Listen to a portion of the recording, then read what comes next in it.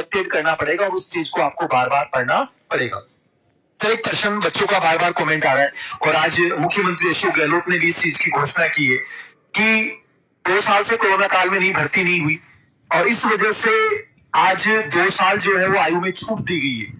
ये 2 साल जो आयु में छूट दी गई है, क्या लगता है कि जो ग्रेड सेकंड, ग्रेड फर्स्ट के विज्ञापन आ चुके हैं, ग्रेड थर्ड का विज्ञापन एक प्रकार से आया हुआ ही है, बस उसका सिलेबस जारी होना है, क्या हो सकता है कि दोबारा इन भर्ती परीक्षाओं के फॉर्म रीओपन होंगे? जो बच्चे एज की वजह से फॉर्म नहीं भर पाए, मैं जहां तक समझता हूं कि फॉर्म रीओपन होंगे, तो रीओपन होने से कहीं एग्जाम डेट पे कोई प्रभाव पड़ेगा कि नहीं पड़ेगा? आपका एक्सपीरियंस क्या कहता है? देखिए सर, रीओपन तो होने चाहिए, और लॉजिक भी यही कहता है कि जो 2 साल जो एज को क्रॉस कर चुके हैं, यदि उनको मौका दोगे तो रीओपन तो करने पड़ेंगे।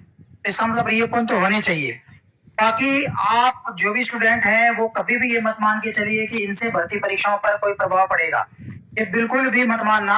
और आप अपनी तैयारी जैसे चल रही है ना, वैसे ही करके रखना। और मेरी बात तो इसमें ही नहीं, मैं आपको हमेशा एक बात, ये मेरी सलाह यदि किसी को अच्छी लगे तो मानना, कभी भी एग्जाम के इस रूमर में मत आना कि आगे खिसक रही है। आगे खिसक रही है तो खिसकने दो, आपको फायदा होगा। वो फायदा तभी होगा जब आप रूमर में नहीं आओगे, तो आप अच्छी तैयारी कर पाओगे, जो आगे का टाइम आएगा उसकी और अच्छी तैयारी कर पाओगे। मुझे याद है, और आज भी मैं ऐसे मेरे कई दोस्तों को जानता हूँ जो बहुत ज्यादा अच्छे थे, और आरएस के एग्जाम में उनकी तैयारी बहुत अच्छी थी, और जैसे आगे किसकी वो घूमने चले गई, और उसके बाद में वो सेलेक्ट नहीं हो पाए, जबकि जब पहले वाली तैयारी उनकी बहुत अच्छी थी। तो रूमर में आने का बहुत बड़ा नुकसान होता है। इसलिए आप हमेशा ऐसा करो कि अभी तो यही मानो, और मानो क्या होगी भी मेरे हिसाब से आगे नहीं होगी सर, और आप उसी टाइम के अकॉर्डिंग अपनी तैयारी रखो। बाई चांस यदि आगे हो जाती है तो स्ट्रेटजी उस दिन दोबारा बना लेना, लेकिन तब तक अपनी स्ट्रेटजी केवल एग्जाम के हिसाब से रखो।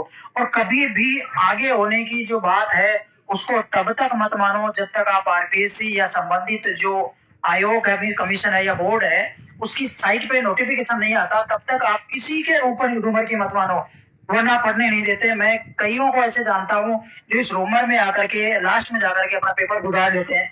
इस सलाह में कभी मत आना आप लोग, ये मेरी आपसे पर्सनल सलाह है। एक सवाल बच्चों का बार बार आ रहा है सर, आपको जयपुर ब्रांच के आसपास जो दुकानें